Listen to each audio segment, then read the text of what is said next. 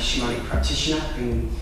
I've been working and interested in shamanism for about 12 years now, and my journey's sort of taken me to many countries. And, really, I look back and see how I sort of developed as spiritually. My sort of spiritual life thing started quite early, really.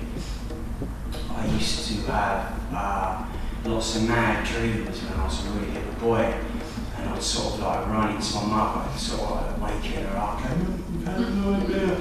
plagued by nightmares, plagued by nightmares. And I was always, I think from that point I've always been interested in dreams, because they seem so much more real than this reality on some level, which I sort of only beginning to understand now, and sort of decipher that that's sort of a place where the dreams can, like our soul can have its voice. We can really listen to that in the dreams, to what they're trying to teach us and trying to tell us about our lives. So from an early age, sort of knew that I'd be doing something. I never knew quite what it'd be, and eventually, sort of, when I moved to Brighton, sort of 12 years ago, which I don't live here anymore, but when I come to Brighton, I got into shamanism, and before I knew it, I was in the desert in Mexico, and working out there, and I had such a sort of powerful experience. It took me like a couple of years just to understand that time I had out there, and I feel one of the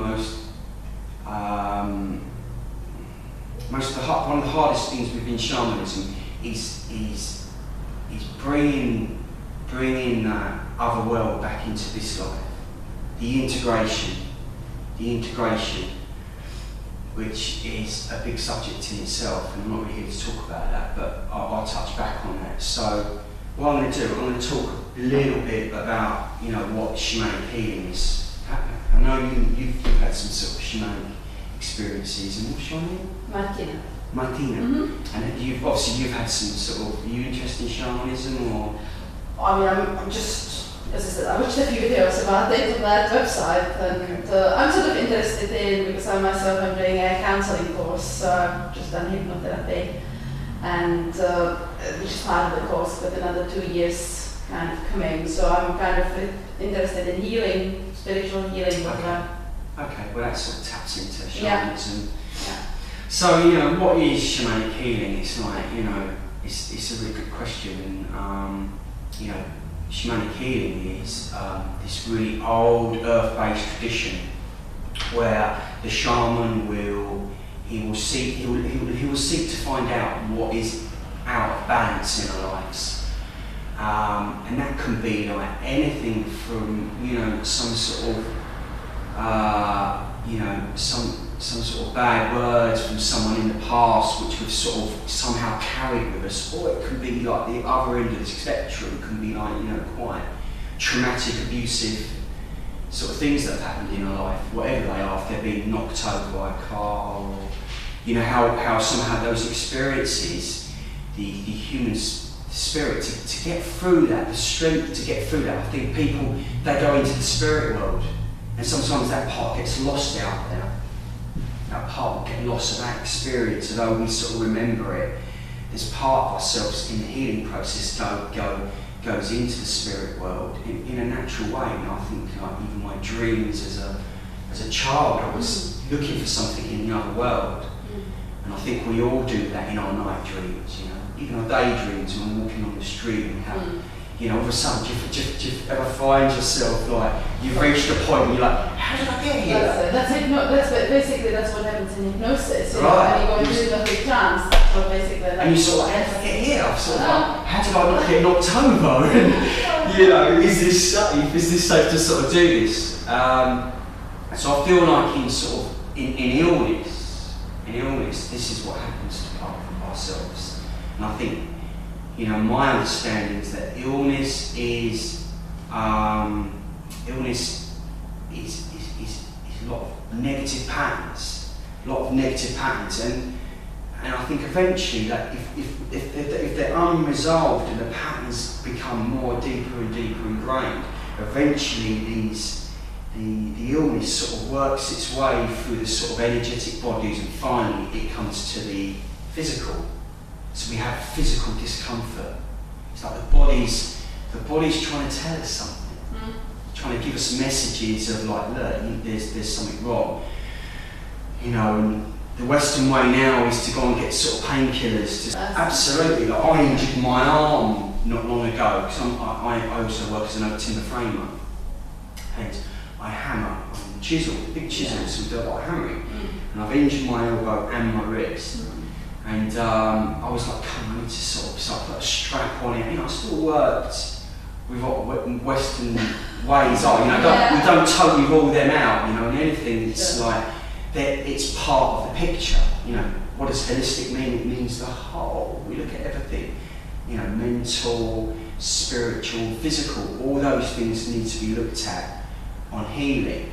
And I think shamanism is able to sort of really help people with the spiritual side of the healing. You know, I know there's certain shamans who work with plants, and I've helped people with plants to help them in the physical. And we also work with the mental as well. We can work with people's minds, you know, the power of the mind. Yeah, so it's a strong thing. It's a strong thing. It's where our illusions are created about ourselves and the world, and the world. And but I think like out of all those, where it's strongest able to help people is through the spiritual, because through the spiritual we're able to go into the other world where there's no time, and where there's no time we can go into the past. We can go into the past, and it all depends on the client how far we can go back. And we have to go back further. Maybe the stillness was in your mother's line or your father's line, you know, in our ancestral line, you know. So, 1, 2, 1, 2. I was quite ill ever since I was young. Sort of go back to where it all first started. It's very difficult for me to go to my babyhood, isn't it? You know, when I was very young. So I believe there must be something going down, as you said, in my parents or the aunt generations.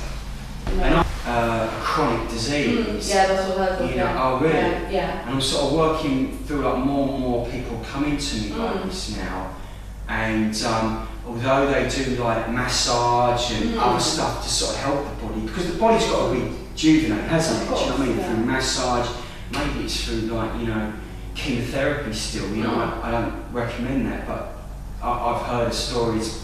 People have gone to the Peru and seen the shamans who work with ayahuasca, that they work with cancer and they reduce the cancer to a size where the people can go back and go and get their chemo. So it's sort of like, you know, I don't think their egos are big enough that I can heal this on its own. And you know, hopefully most shamans don't live in that place of ego, because then they can just open to spirit. You know, it doesn't become about me or other shaman or shamanic practitioners. It becomes about how you let spirit come through you. How you let spirit help. But a lot of these, you know, as I say about how people come in, you just got to look at what the word disease. It's dis-ease. There's something which you're uneasy about in your body. It says it in the word. So like I've had clients who come to me and working with sort of, you know, counselling and physical work and spiritual healing. I can see how that can just really add to that whole holistic way of looking at shamanism or of healing in general. And just getting very positive effects to see the changes in people. And sometimes the healing is sometimes ancestral. Well, really it's ancestral. It's like, you know, we're in our society, we don't really look at, I don't think we really understand healing as a society, maybe the whole world. You know, a lot of cultures we just see it as Western medicine. We want a pill to get rid of that pain because I haven't got time, because I need to get money. You know, I've got to pay my big mortgage. You know, we're so trapped in the illusion, and that's what's making us ill. A lot of illness, like, you know, the Buddha said, all illness comes from the mind, and suffering. How many times have you had that in your head when you tell yourself off and, You know, maybe it's not always you all the time. It can be other people. You know, it can be like intrusion. But you've said that. You know, sometimes that can be a great effect. And you know, if we were to sort of move to what you were talking about earlier, usually if intrusions come in, there's a weakness. There's a weakness which needs to be strengthened. You know, like the way I like to explain it is like with this like really big bubble of energy, like an egg. And like we get born, and when we born, you know, babies are just like, there's something which touches us about baby and baby spirits. They're just so pure, and you just like all people just go to mush, don't they? Because I think they recognise the purity of that human in that moment, and you know, comes to one and it throws a toy at someone. You shouldn't do that, smack.